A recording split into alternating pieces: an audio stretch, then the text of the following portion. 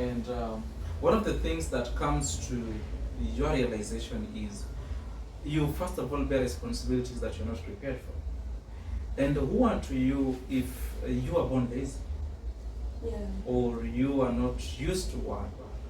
The sad reality that we've had in Africa is families where if you're born in a family where you happen to be a firstborn, automatically you become a deputy parent. And for those of us who are watching, a deputy parent in most circumstances would mean that you're coming in to be like a parent to your another parent to your siblings. That in the event that things go south, you'll always step in. And I also believe we have to break as a society that parents have to stop having children with the intention that their children are going to be the heads of their children. For sure. And it's not to say that was my case, but it's what I've been observing, and you'd agree with me as well. So for me, I think it completely redefined me, because I realized that my number one, I was a deputy parent, was poverty. Yeah, the moment you become a firstborn in a not to do well background, you realize that your first enemy has to be poverty. So for us, as we know it, we know that education, number one, has to be taken seriously. At the same time, you're there at home, you have to give a good example to your siblings. Sometimes we know that while growing up, you want to have your own fun, right? Maybe you want to hang out with your peers and your age groups.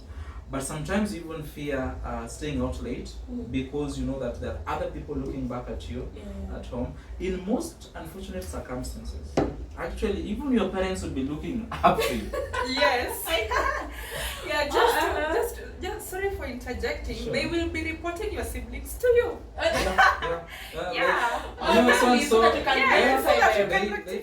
Maybe at this time you've just completed high school. Maybe you are 20 or 21 years old, but already you have got children being accused to you to reprimand them or to discipline them. I know. So what happens is we have got firstborns who grow up being very selfish in terms of how they spend their own time. Because you don't just want to spend your time with other people, maybe it's a social kind of thing. Yeah. And I think this is something that for me I had to struggle with. Hey guys, good morning, good afternoon, good evening, depending on where you're watching us from. I welcome you guys to yet again another exciting episode in M&W Show. In case it is your first time coming across this channel, kindly consider subscribing to be part of this amazing community. And for our returning subscribers, we say thank you, thank you, thank you. Guys, today I'm having a panel discussion with two amazing guests who are going to give us a discussion on their experience as being firstborns. Are you a firstborn watching this video? If yes, this is your video. Kindly have a seat as we go through this episode. Hey, how are you? Hi, long time. Long time. I'm good. Thank you. And thank you so much for having me with me. Thank you for I'm coming. really excited for this conversation. Yeah, thank you We for have having to my break this, and and I'm really. As we proceed doing the video, I just hope firstborns will be gathering somewhere, watching this with us. Yeah, thank you so much for having me. I'm really Thank you for excited. coming. Thank you. Yeah, the only gentleman in the show. How are you? Yes, I am fine. I'm doing very much okay. So glad to be part of this show, and I'm just so eager, excited to see what's laid off for us.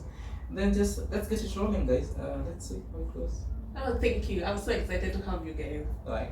I know you're gonna grace this show with your experiences as firstborn. Sure. Yeah, for sure. Okay, so to begin it off, Sharon, Yes. you're a firstborn in a family of how many? Thank you so much for asking me. My name is Sharon, and I'm a firstborn in a family of 6. We are 3 girls and 1 boy, who is the last born, Mama's boy. Yeah, so I hold the position as a firstborn. As a firstborn. Yeah. Oh, nice. And how about you? Well, for me, I think my story would be quite out there. For those of you who may not be aware, I'm a firstborn in a family of 10. Well, as we go down that road, I think I'll have the time to explain the details of that. But I think, for now, I think giving a number would be okay. So if you say a family of 10, does that include the parents or just siblings? No, if we say a family of 10, ideally it's the children and then the parents are side. So technically it's 1 to 10 children. Oh, to 10 children. Yeah. So Sharon, if you said A family of 6. 6, Yeah. you include the parents. Yeah, included okay, of course I have a dad and a mom. I thank God for that. And I have other 3 kids. Oh, okay. Me included, we are 4. Oh, nice. Yeah. So, talking about mom and dad, maybe if I can ask, are you both having your 2 parents alive to now? Yeah, I have my 2 parents right now. It's something I don't really take for granted. And I thank God for them, and I pray for them to, live long and long and longer. Yeah. How about you? Oh, for me, well, I used to have a mother. Unfortunately, we lost her in 2019. Sorry for So that. we have a father, and now it's 1 parent, and then there is the rest of us. Yeah, okay. So that again will take us to another direction to our conversation. Yeah. Now, since 2019, you've been you've been living without your mom. So tell us, how is the experience now that you are the first one, standing in as the second parent again? Yeah. Well, it's quite an emotional journey. Having lost a mother. They always say that a mother is like the pillar of the house. Yeah. So, like any other house, you break the pillar and the house comes tumbling down.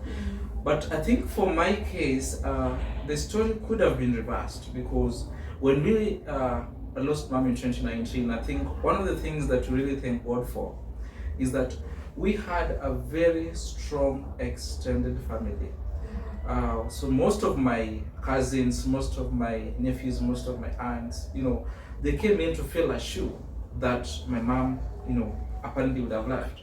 So in that context, my dad then was not left in the open. So this somehow, in as much as mom was not there, we still felt that there was a void that was filled by family. And this is one of the things that we communicate out there, that there is no bond that can ever break the bond that is there for family. It has not been easy, of course, because now I had to replace the gap that was left when mom left us. So me and my dad have been working in tandem. So there are things that mom could do and now she's not there, so I have to come in to fill. And for us men, when you become widowed, if there's such a word, we tend to be so emotionally broken down. True. Because you find for 20 or 25 something years you've been living with this person, and then apparently they're no longer in your life. So men tend to break down if they don't get into alcoholism or they don't get into emotional drain. What happens is they may miss the point. The whole family may break down. So it has not been easy. I had to come in to fill a shoe. Issues of finances, issues of schools, issues of food and all that. But I think that will form part of a greater conversation that we'll want to have. So that has been an experience. That is a great one. Congratulations for that. Sure. So coming back to you, Charlotte, I know things are different on your side because you have both parents. Yeah, I have my both parents, and I pray for them every day to live longer. Very nice. So that we can all experience the grace of God, and even we can celebrate them at their when they age. I don't really take it for granted. Okay. Yeah, for sure.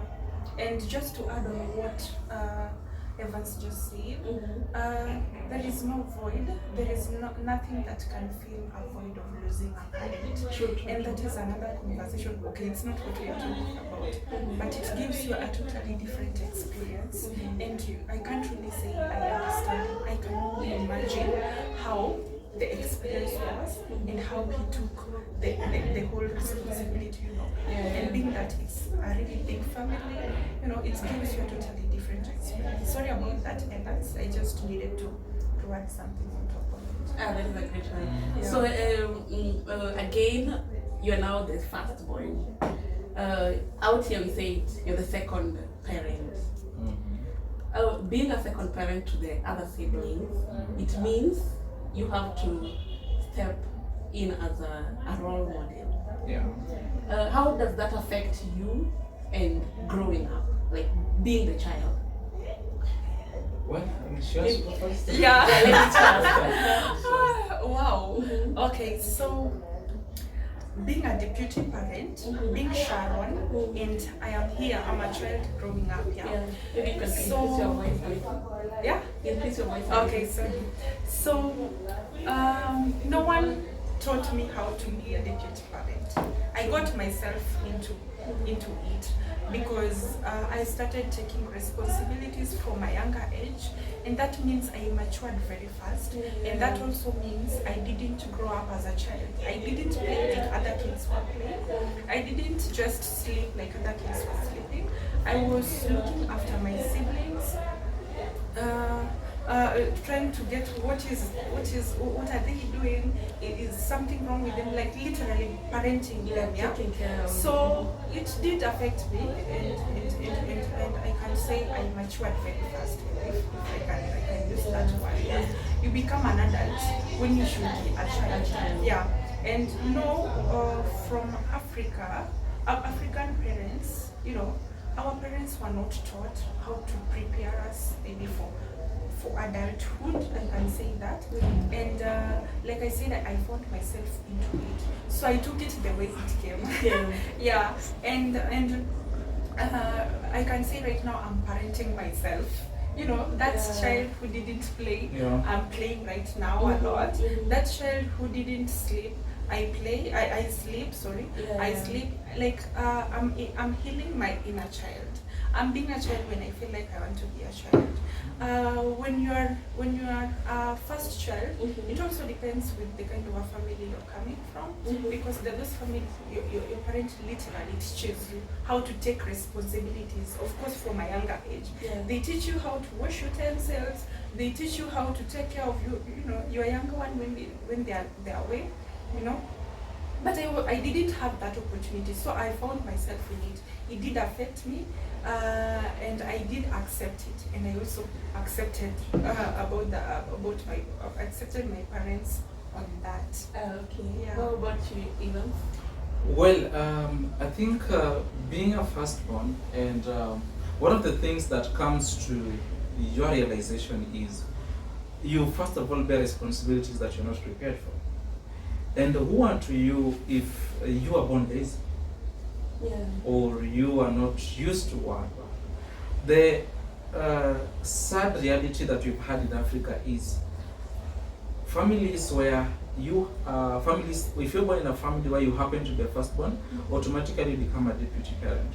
And for those of us who are watching, a deputy parent in most circumstances would mean that you're coming in to be like a parent to another parent to your siblings. That in the event that things go south, you'll always step in. And I also believe, now that we're on this show, that these are some of the things that we have to break as a society. That parents have to stop having children with the intention that their children are going to be the heads of their children. For sure. And it's not to say that was my case, but it's what I've been observing, and you'd agree with me as well. So for me, I think it completely redefined me, because I realized that my number one enemy when I realized that I was a deputy parent was poverty. Yeah, the moment you become a firstborn in a not to do well background, you realize that your first enemy has to be poverty. So for us, as we know it, we know that education, number one, has to be taken seriously. At the same time, you're there at home, you have to give a good example to your siblings. Sometimes we know that while growing up, you want to have your own fun, right? Maybe you want to hang out with your peers and your age groups, but sometimes you even fear staying out late because you know that there are other people looking back at you at home. In most unfortunate circumstances, actually, even your parents would be looking up to you. Yes. Yeah, just sorry for interjecting. Sure. They will be reporting your siblings to you. Yeah. Yeah. You know, so that you can Yeah, so that you they can do rectify it. them. They do it. Yes. And maybe at this time you've just completed high school. Maybe you are 20 or 21 years old, but already you have got children being accused to you to reprimand them or to discipline them. I know. So what happens is we have got firstborns who grow up being very selfish in terms of how they spend their own time. Because you don't just want to spend your time with other people, maybe it's a social kind of thing. Yeah. And I think this is something that for me I had to struggle with for long, because you feel that there are things that you need to do, but you cannot do them because you feel you'll give a bad example to your siblings. I'm not saying I was doing bad things, but then you can't be free, because maybe you're wondering if what you're going to do will be emulated by your siblings. So a lot of firstborns grow up with a lot of, I would say, so maturity, when in them they still have got the desire to live their youthful years. Another challenge that I've also, I think, encountered being a firstborn and being in this light of a deputy parent is you get the sense of money making, the sense of provision as early as you want, as early as possible, because you realize that if you're going to come from a poor family, one of the things that you have to do for yourself is to lead by example. So if your siblings are going without food, the one thing that you have to tell yourself is, I don't want my children to go without food. True. And if you are not, if you are unfortunate enough not to come from a family where there is, 3 meals a day, there is food, there is clothing, you begin to push yourself off limits. And that's why you find that most firstborns actually even taking up 3 jobs in a day. They have their normal day job at home, they have another job they're doing online, consultancy or something like that. Then they also have another business they're running, because they feel that whatever their siblings would have gone through or are going through, they feel that his children or his future should not go through the same. So it has been a difficult journey. It's something that if the clock was to be turned around, in most circumstances, I'm very sure a majority of us would not wish for that. Yeah. Oh, okay, that is quite interesting. And they say, they even say out here that firstborns are kids that parents were ready for. At any point, have you ever guys felt that I am not being parented enough, like I am not being taken care of enough as a firstborn? Maybe if we can start with the lady. Okay. On that question, I think you get to realize in your adulthood, when you're already taking responsibilities, that there are some things lacking in you. You know, like it's give, giving emotionally because you want to be there for them. I don't want to say we are Bob the Builders. Bob the Builder again. Yeah, like let me say, I'm giving an example of a firstborn born in a very unfortunate family, and they mature very fast. They get themselves in the flow, and they realize that poverty is the enemy. They have siblings at home who are not going to school. The parents are not blessed enough really financially, or they're not doing something really that can bring finances to take the children to school. This is a child who is going to think for themselves how to get out of this trap. I don't want to say it's a trap because we were not born ready. Yeah. They're going to think for themselves how they're going to get out of this thing. Yeah. How to start making finances, how to take their siblings to school. So you get to realize maybe during the adulthood, these things were not done to me. Yeah. So I'm doing them to these people. You realize you were not taken care of well.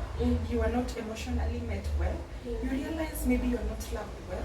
And that is why firstborns are out here. Most firstborns are out here, broken inside, but have this face of I got it all. Yeah. Relax, Mhm. be vulnerable. Mhm. Yeah, I got it all, but deep down you're broken. Yeah, You just you're need someone to also be there for you. So you realize during your adulthood Mhm. mostly Mhm. that I missed really a lot. I miss being Yeah. a child. Yeah, I miss being loved. I miss just mommy hugging me when they're from home. And then you realize maybe when things start getting better, maybe when light you start seeing light, the compound, sorry, we don't want to go into details, but boma imeanza kukua nzuri. You Yeah. realize now, you've even changed the mindset of your parents, how they look at things. You've changed the home. Now at least you're somewhere. Maybe if you are middle, you are on the rich class. There are things there is how you look at things now. Yeah. So you realize maybe your siblings are now being hugged more when they came home. You realize I didn't experience that. I just started doing it and then you guys copied it from me. So there is just a lot that you didn't experience during your childhood, and that is why you come to realize that during your adulthood you begin the healing journey. You know, you start healing your inner child, and then you allow yourself to be a child, and then you transition to know an adult. Yes. Oh. Sure. And on your side? Yeah, maybe just to pick it up from where my dear friend Sharon has just left it. I think firstborns need a hug. Yes. I think you just set a day to have firstborn. Sure. You know. Because the reality of the matter is mental problem or mental health is a big issue among firstborns. You've had an illustration of a rotten egg from inside, but looking so beautiful and smooth on the outside. But if it were to broken, then it would expose whatever is inside that egg. Yeah. And the same illustration actually applies to firstborns. For me, so many times I've felt that I actually needed someone to love me. And I'll give you two examples from my own personal real life examples. So the year is 2000 and was it 8 or something? I was just in about to do my primary school exams, my grade 8 exams. And I hear my dad, approach. There's a kid in the neighborhood who is a son to one of the prominent people within the village, and my dad at that time was so close to these politicians. So this kid happened to be a son of a politician, and of course, if you're a politician, then your publicity is big out there. People know about you. So this kid happened to have gone to boarding school, and then he came back. At the same time, I was also out for my midterm break. And I'm standing here with my dad, and he meets this kid, and he tells this kid, you know what, I'm so proud to see you. Wow. My dad had never told me such a statement, but here he is telling a kid just from across the road that, you know what, I'm so proud to see you. In my heart, I wish that, why haven't you ever told me the same? If anything is to go by, actually, my grades are actually doing better. If anything is to go by, I'm actually disciplined enough. If anything is to go by, I'm doing the best I can in my capacity as a child. Why am I not being told such beautiful words? For a minute, I felt broken, but then there was nothing I could do about it, so I just brushed it off. I think another minute or another second was when I was in high school. Of course, this is a story for another day. So we are doing our final days before prayers, and then the parents usually have a time to come to school, meet their sons within the school as a boys' school. Then they give them whatever they have. Maybe it's money, maybe it's food, because they are about to go to the exams the following week. So it will be a Friday, the prayer day, and then Tuesday the final exams begin for high school. So I'm there and nobody came for my prayer day. So apparently one of my close friends within the school, his father happened to have come, and I don't blame my dad for that. Maybe there are things that can happen also outside the control of a parent. So when his parent came, I remember he meets his parent and then they talk at large. We used to study together with this friend of mine.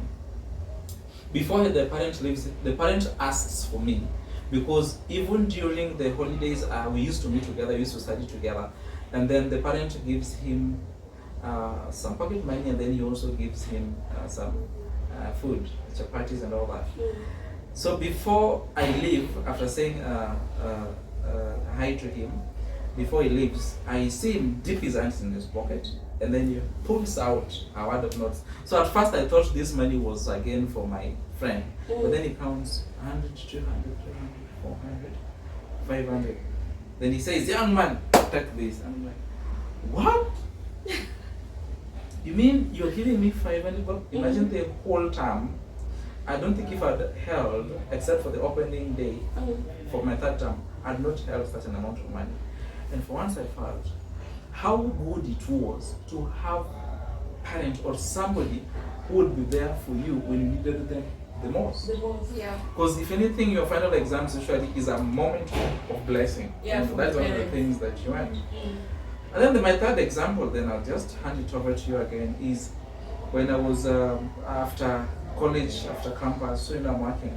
And I think this also shall form part of a discussion the next minute, where every time you look at a phone and you see you hear your phone ringing, or you see a notification pop up from your phone, you always know that it is somebody out there wanting something. If it's not money you're giving out, it's money you're promising to give. So you always plan to spend money that you haven't even received. So at some point I felt like, what if I also had somebody to give me money? What if I also had somebody to also be there and tell me, hey, I'm calling you because I want to give you 5,000 bob for your upkeep.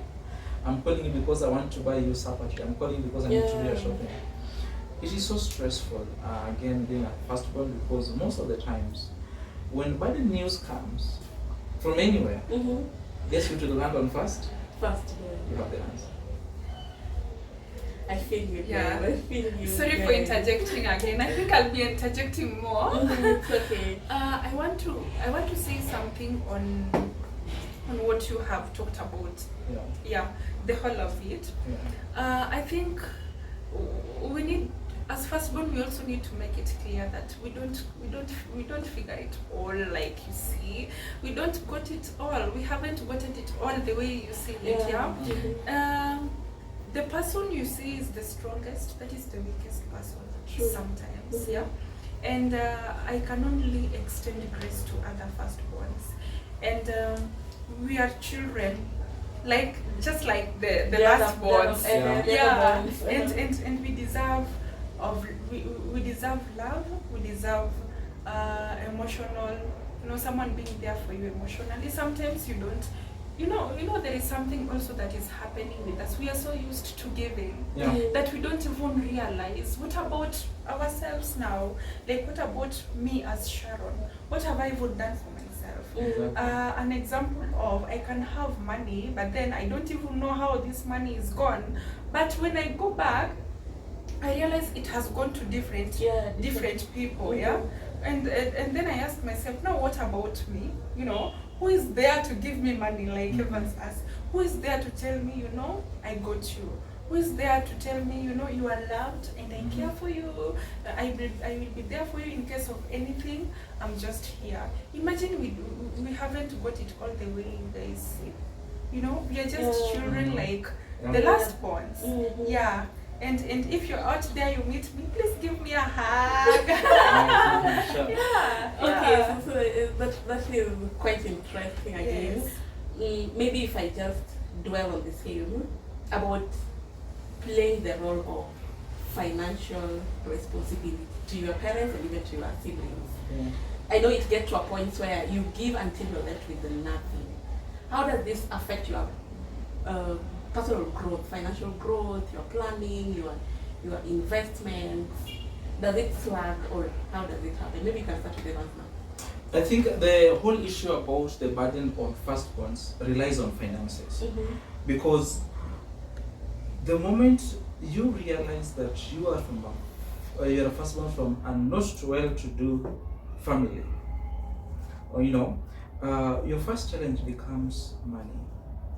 I realized growing up, finishing my high school. Imagine I finished my high school on November 21st. and I get into the December holidays.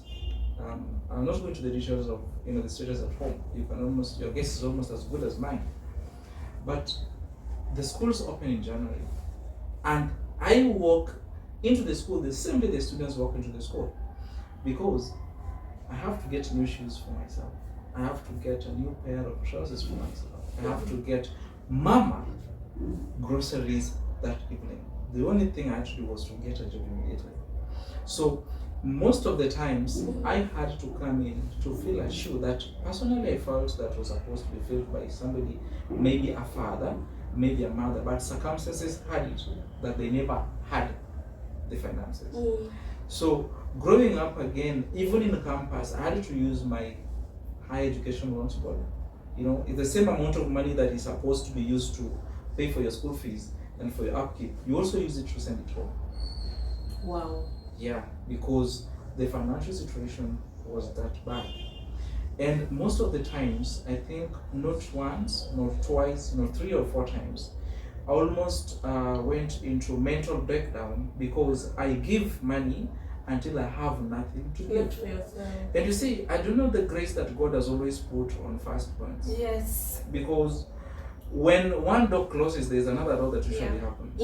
And that's why most times, there's a verse in the Bible, I don't know if it's a verse or it's a phrase, people continue to say it most of the times, that there's nothing that God can give you that He knows you'll never be able to handle. And I think that has been my mantra for quite a while, that whenever I'm faced with a challenge in life, whatever type of challenge, I always tell God one thing: you know what? I did not apply to be born as to become to this family as a firstborn. I did not come to you to be born in this family. So if you know the way you say in the Holy Book, the Bible, Jeremiah 29:11, that for I, the Lord, knows the plans that I have for you. Now the plans for you, your plans for me are not good plans. So this here is a challenge. Provide a way out. And I think having memorized that into my personal system, doors have continued to open, but it has been a back-breaking journey. I will not wish that on anyone. Most of the times, trust me, firstborns will always be spending money that they don't have. And wonder how much money they have. Yes. When guys call you from home, when people call you, and they usually call even for the pettiest of reasons. A hen has just swallowed a stone. So send some money. Send some money. So that they can slaughter the hen. No. Yeah. They see you as someone who has already, and I think it's because of that you feel that your family is in need. There's a big problem at home. If you don't send that little which you have, then there's something bad is going to happen. Maybe they'll go hungry, they may die. You always feel that that guilt is within you. And firstborns live with a lot of guilt, by the way. Guilt of not giving. Oh, really? Yes. How would you react? I remember there's a time in 2019. Sorry, but one of my family members was unwell. And here is me, very unwell. And you have got 300 shillings in your M-Pesa, mobile money. And this parent or whatever it is, family member is calling you and saying, hey, we're going to sleep hungry tonight. Please send us something. You know very well that you need the 300 bob as your fare to job for the next 3 days. What do you do? And here they are going to sleep hungry.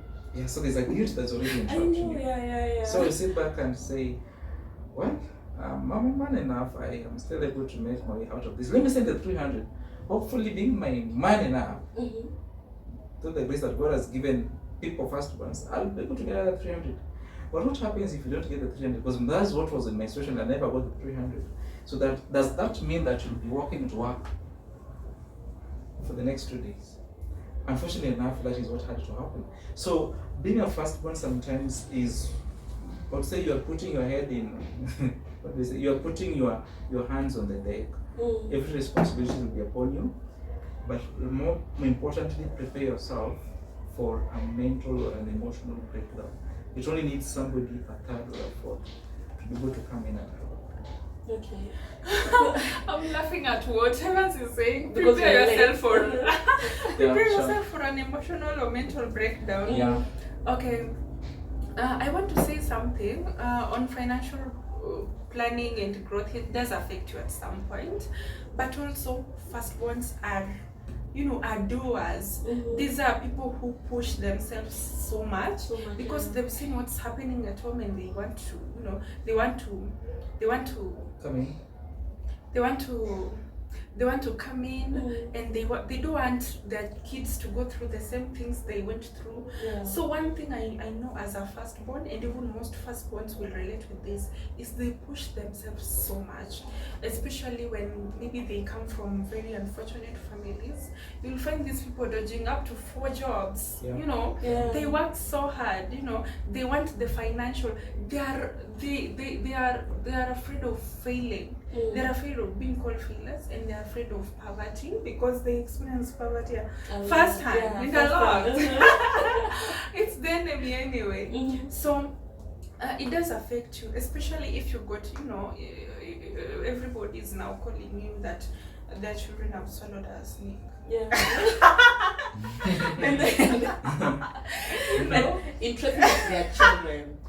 Not your child, or even yes. At that point you're even scared of getting a child because you don't know, you went through it. And now you're like, oh my God, I don't want to bring a sibling who will go, one day go through this. So everyone is calling you that their children have swallowed stones, snakes, and you give, and because you want to maintain that good name, you haven't realized that you should also have something for yourself. You keep giving until you get exhausted, and you can give and remain with nothing, and no one will understand you because number one, you are always that Bob the Builder, and you also maintain the physique. You appear to people as the strongest person. You can't give excuses. You're like, I will look for that money, or let me send you something. You're always promising or sending. Or something again so you don't have. It will definitely affect you. It will definitely affect your finances. It will definitely affect your decisions, and it will definitely affect you as a person mentally, emotionally. You'll be like, wait a minute, what do I have for myself? Wow. What do I have somewhere that I can point and say this is mine? But then you look at what you've done to them, and they're doing great. Wow. Yes. Again, now you are rejuvenating about it. And then you begin asking, you begin evaluating yourself, and you realize you have to put a boundary. You have to put a boundary because, man, I was not born ready for this. So you get to a point where yourself you're not doing well, but those who you are helping are doing great, and they have elevated from that position, and you are there stagnant. So you begin. That is where I would like to say you have to put a boundary. You have to put a boundary that I can only give this amount to here during this period. And if I don't have it, I'm not going to pressure myself to send you any money. I don't have it, and I just want you to extend me grace and understand that I don't have the money right now, but also this is the kind of money I can only send if I get that money. You get? So you also need to at some point you will have to make very, very bold and big boundaries that are visible, to people swallowing snakes. Okay. Now that one has given me another inciting question about you've helped these people, you've dragged them from where they were. Now they are here, they're at least flourishing. You're looking behind you like, I think you guys are doing good. Yes. Is it exciting to you guys, or you're just still in pain? Like, you guys are doing good, but on my side, I am being squeezed to the corner. I think I want to go first. Sure. Okay, I haven't really done that to a point I can say, oh my God, I can't hold it. But I have had friends who are also firstborn, so who have done that. So many, and they have shared their stories. It does excite you. Of course, you'll be excited when you see your brother, your sister now somewhere, and this is someone you've walked with step by step, running away from poverty, empowering this person to also be someone who can now do things for themselves. Because you're establishing people to be independent and self-reliant, Not every day they are calling you. It does make you happy, but then at some point, it also gives you a pinch. What about me? what about me? What do I have? Maybe your younger brother is driving the latest Mercedes, and you have your academia. I'm not saying that, people, please relax. You have your academia, and you're like, wait a minute. I think now I should build myself First. I should establish something for myself. You cannot give from an empty cup, let me tell you. True. You'll overstretch and you'll break down mentally or emotionally. You'll even fall into depression. So it really excites you, but it's also a challenge to you, a positive challenge. Yeah. Oh. Yeah. Oh, and to you, Evans? Well, for me, I think it would be a rhetorical question, and to put it into perspective is, how many dreams die in the hands of firstborns? How many dreams failed because there is a responsibility that was assumed by firstborns? I'll use my own personal example. Growing up, I think after campus and even during campus, was my final dream was to become a researcher, to be able to solve humanity's greatest problems. That is either in healthcare or even in security and aviation. My overall intention was to become a researcher. But what do you do in the event that you realize that you have to sacrifice your own personal goals for the sake of those who are behind you? Like I said, being a firstborn comes with a guilt tag attached to it. Yeah.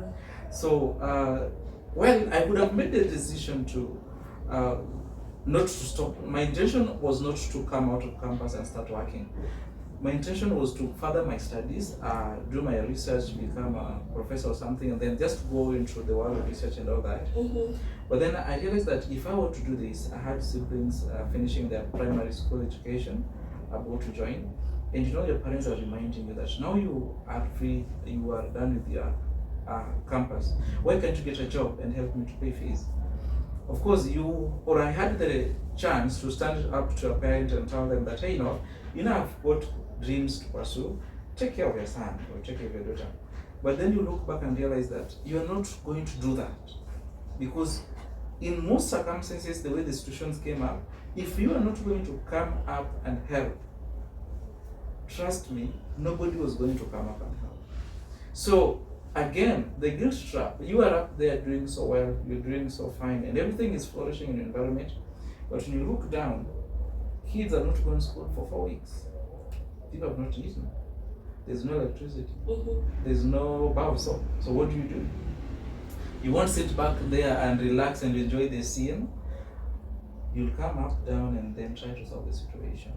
So yes, by the end of the day, you feel there's a little bit of comfort, and you figure out in the future that perhaps if you help these ones who are down before you, then you'll also one day, at their time of need, they may be able to help you. But for me, what I always try to do is I don't want to give the actual fish. I want to show people how to fish.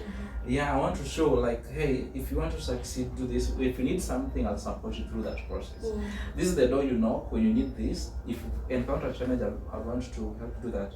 And I think for me, I think these things are also in a way connected with if karma is real, if anything like that. Because in most times when I've tried to do good, I've always seen another hand coming up to support. Like, realize that right now, by God's grace, I may not be paying school fees for the last 3, or I may not even pay fees for the ones who are already there, because I see the journey almost getting completed before I complete it. And just at the mere age of 29, or let's say 30, I still think that I have got the rest of maybe the next 5 years to pursue and continue with my dream as a person.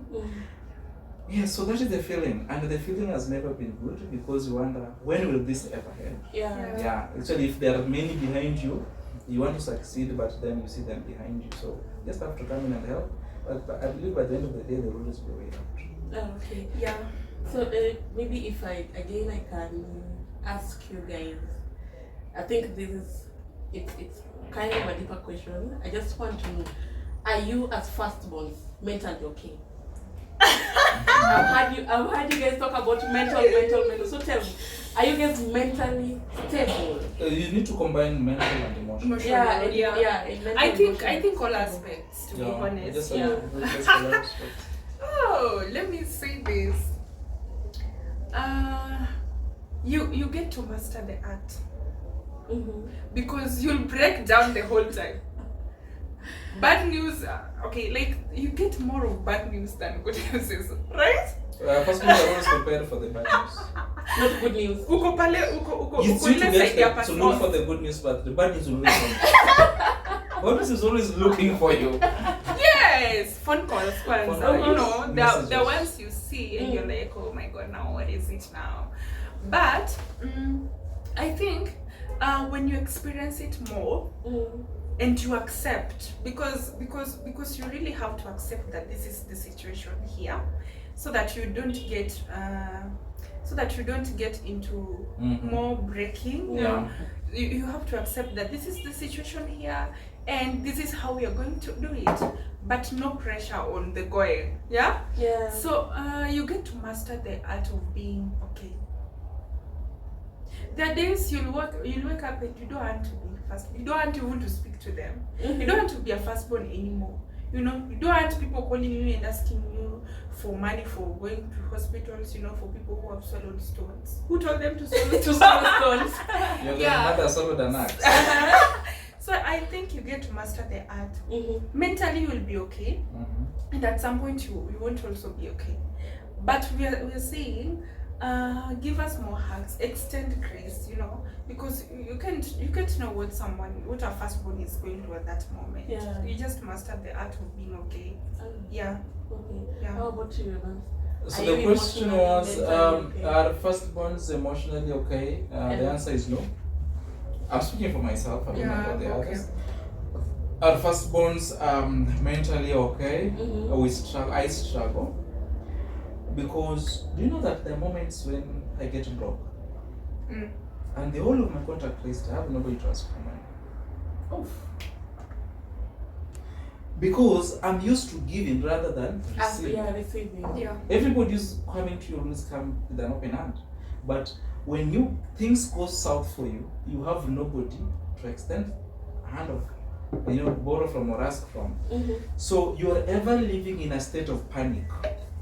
If you have got 500 shillings on your 500 bob on your right hand, you're ever thinking, if I'm going to spend this 500 bob, where am I going to get the next 500 bob immediately this 500 bob is over? So that puts you in a constant race of panic. Woe unto you if you run out of resources. And I'm not saying that we have or I have resources, no, but you are ever in a constant state of, so where's the next coin going to come from? Where's the next solution going to come from? Where's the next person going to come from to help? And this puts firstborn in a constant state of anxiety. Many firstborns are suffering from what you call anxiety disorder. But as she says, they are suffering in silence. And just as we began by saying, I think firstborns need a special session for therapy or whatever it is. Yeah. But then one thing I also want to think, there's every situation will either make you or break you. For some people have been totally broken, which is so unfortunate. Yes. But for some firstborns also, these conditions, situations, problems have also been their propelling power. Oh. For example, for me, I will speak for myself. I've been able to achieve so many things that I think I might have not achieved if I were not a firstborn. Today, I believe that everything is possible. Because through my challenges in campus, we can do another episode in this, through my challenges after, campus and even during working and even during high school, have shaped my mentality and my thinking. I've learned to come that nothing comes easy. If I was going to rely on my parents, I would become so lazy. But I am able to speak goals, write down my dreams, and then being that I've already overcome these challenges, I'm able to even prepare myself for the next success in life. So for me, I have not been okay, but I always try to adjust, because you cannot be okay when you're broke. You can't be okay when the landlord is on your neck. You can't be okay when you don't have grocery. You can't be okay when a parent is unwell and you're the only last person who is a solution. So we adapt, we talk about it. Me, I've learned to talk about my problems. I don't keep quiet, and it has made me stronger. And then life moves on. So, yeah. Apparently, yeah. And then we also have God, remember? When everything fails, nobody is able to help. I will just go back to God and tell them, hey, you questioned me here, so give me a way out. Yeah, true. Yeah. I want to say, sorry for It's okay. interjecting. I want to add on something. Firstborns have this thick skin of, I can do it. Yeah. Yeah, I can do it. Everything is possible. And they master the art, you know. They become the geniuses. They become the problem solvers. They become the leaders because they are so used to doing it. It's so common to them. Yeah, it's something they're used to. When someone sends you money as a firstborn, you ask yourself, what did I do? To deserve this. Yeah. Or who is this person? Why are you this kind? And man, it should be that way. Yeah. It should be that way. Send the money. Yeah. You know, we are so used to giving, but the people who are sending us are so few or none at all. So I think we should normalize speaking about our problems or seeking, and then we also have a problem seeking for help. Me personally, I don't know how to ask for help.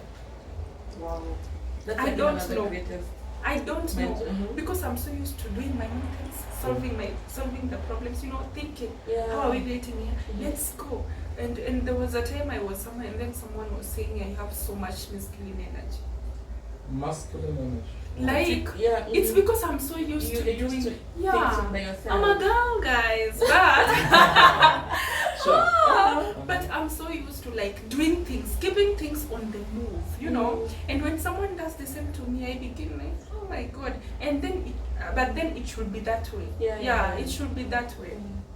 Okay, maybe if I can put it this way, why is it that firstborns are always strict? Is it because of your mental tortures, or what happens? Why I'm always strict?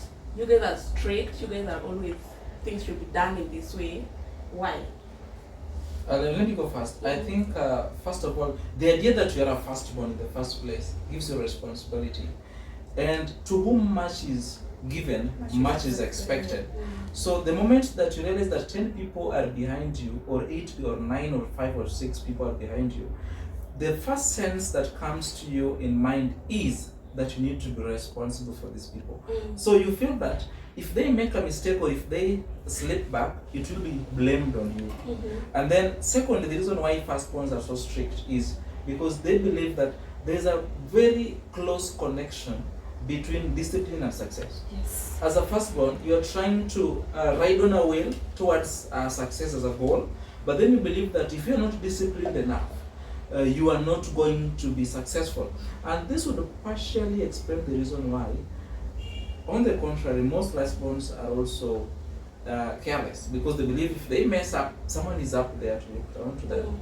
So I think discipline and strictness also go hand in hand. So they believe they are bearing the torch, they are responsible, they are role models. So anybody who's coming behind them must strictly follow the rules or the guidelines, because they believe this is the only path that has worked out for them. Yeah. So anybody who is looking up to them must also follow their highway, or they leave their highway.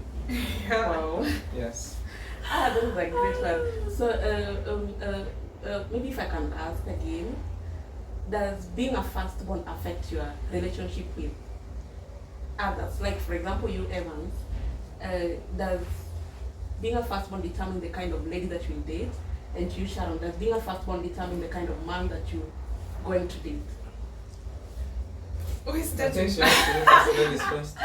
Okay. Okay, so being a firstborn and the values that were instilled in me or that I taught myself, right now I can say I'm more human these days. And okay, last days, let me explain this before people be like, okay, so what are you doing? You know, I was so strict because there is a way I just wanted my siblings to be. You know, like I knew, guys, this is the path we are following, and it's the road to the better place, the success, whatever success means to you. Yeah. But then I came to realize people are unique. People, let siblings be themselves, but then you can only guide them. You cannot control people. It's not your work to mold that person into someone you want them to be. It is your work to guide, to mold those people into people they should be. They should be. Yeah. So I after that I became more human. I extend grace to my sisters. I understand them. I want to hear what they want to be. I support them in every way in their aspirations and their goals. So to the man I'm dating, Sorry guys, I'm not dating right now. Oh, I don't know. Anyway, keep it blank. So to the man I would want to have a relationship with. Going through healing has also made me to have healthy relationship with people who surround me, including romantic relationships. Yeah. So still, I'm extending them grace.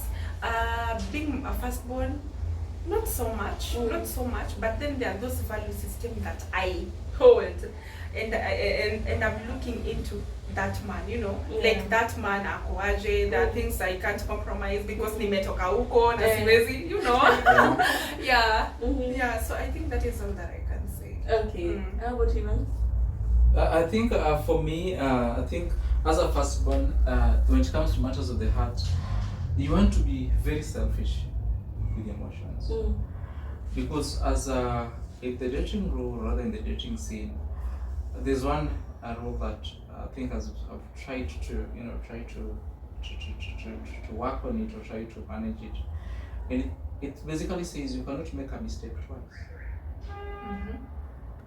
Because the fact that you already have a lot that you're dealing with, you are handling, you don't want to add another, emotional baggage to that.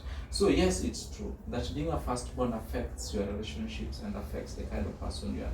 And it's also high time we put it even before the public that there's a reason why sometimes coming from a not well-to-do family, where your priorities first of all are getting your dreams, getting your vision clear, getting your plans ready, can sometimes even hinder the time which you get married. Yes, true.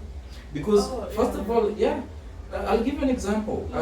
For my case, let's say, when the moment you get married, at age of 30, most young men, I believe, either they are planning to get in very serious relationship, or they are fathers already. But for your case, you cannot get into that process because you feel that the way you saw your siblings grow up, having struggled to get bread on the table, your parents having struggled, clothing is a big problem, medication is a big problem, you have the fear that what if I get a family and they also go through what we went through. So as a sibling, you even delay, as a firstborn, you even delay your own time to marry, or you delay your own relationship, family, whatever it is, for the purpose and the fear that you don't want to go through what they went through. And that partially explains the reason why most firstborns actually take a lot of time before they get married. And they're like, let me support my siblings first. And they're like, let me get my mama house first before I buy land in Ketengal. Let me first of all build my dad this business before I finally get a family. Because getting your own family will also mean that there's a lot of responsibility on you. Your attention is drawn to this woman now. And those who are married will agree with me that once you get married, you're no longer part of yourself. You're also part of her, or you're also part of him. He demands your money, he or she demands your time, he or she demands your attention. So whatever you used to give back home, or whatever you used to give to your family, trust me, if not half of it, almost all of it will come to your family. So being a firstborn has affected my relationships, and I'm very, very selfish with my emotions. I do not want a child and a girl. I want something that I'm very pretty sure that this is something that will lead to this direction, and I want it at a specific time. If it's a baby, I don't want a baby when I'm not ready for that baby. Because we have scars. We have scars from the way you've grown up. How would you feel that as a firstborn individual that you grew without shoes? You went to school, grade 2, grade 3 without putting on a pair of shoes. But then here is a case where you want to have another baby to go to school without a pair of shoes. I think you'll be so careful about how you handle your relationships. And then I think finally for me, how being a firstborn has also affected my relationships. I think I'm not saying this happens to me, but if you have seen the way families that suffer from gender-based violence, maybe a parent was beating another parent, or siblings were ever in constant problems because the parents are separated, and now they have to suffer through the whole process. I think for me, I would not want to have a kid, or not want to have a family when I know that emotionally I'm not able compatible with that person. So it's about selfishness with your emotions, how you share yourself with the other person, but then it's also about knowing what you want, when you want it, and how you want it. So the woman who's going to come into my life must first of all know that this is what I am. And I think that is also what is affecting, I know this is not a marital topic, but I think this is what is affecting most marriages. That you get into a relationship, you get into marriage, people start having babies before discussing their past. So you realize that, kumbe, this person is not free when it comes to their finances. They are not free when it comes to sharing problems. So in your marriage, this starts affecting your marriage and it begins to break down and crumble. But it's a topic for another day. Yeah. But I think from my experience, that will be it. Oh, I think I can relate from what you're saying, because in most cases in a home setup, we realize that a wife to a firstborn or a husband to a firstborn is not liked. Exactly. By maybe the siblings, or because it feels like you've come to interrupt the relationship between us and our firstborn. Exactly. I really understand you guys. It's interesting that I am the last one and I am engaging with you guys. Sure. Yeah, I really feel that you guys are going through a lot. You people have a lot of scars to heal from. Yeah. You people are, and you just, first of all, just need special time for hugs. Just to be told that, hey, it's all right. It's a hug hour. Yeah, it's a hug hour. Happy hour for hugs. To the first one. Yeah, and again, I'm really touched with your experiences. Sure.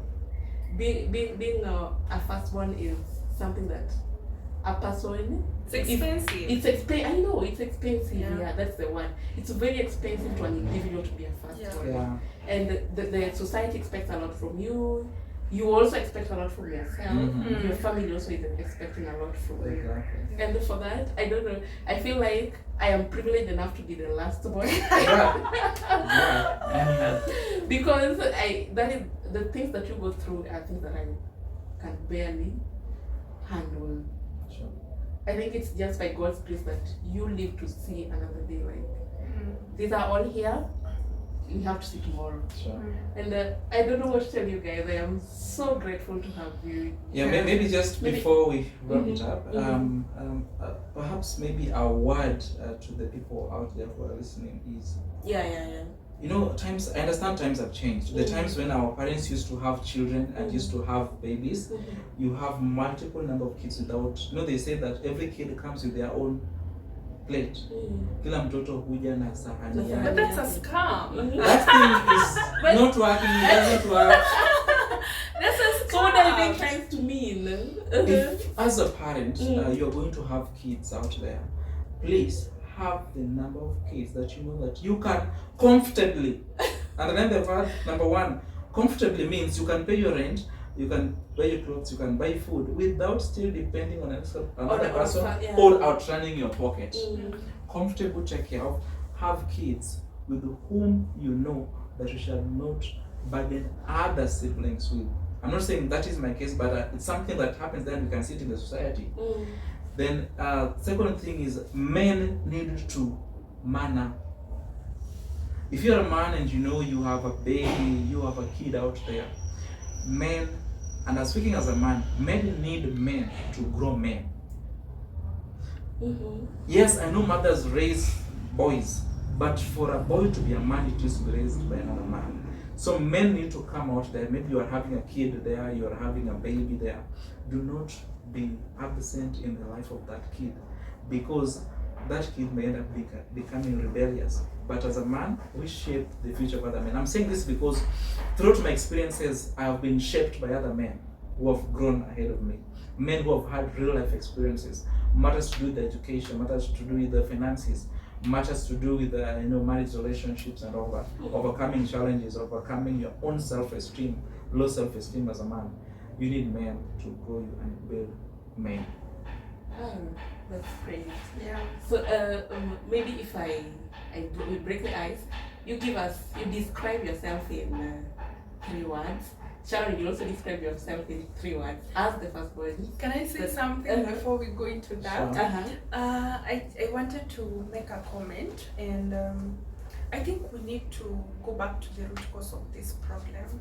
Yeah, like you said, get kids when you want them.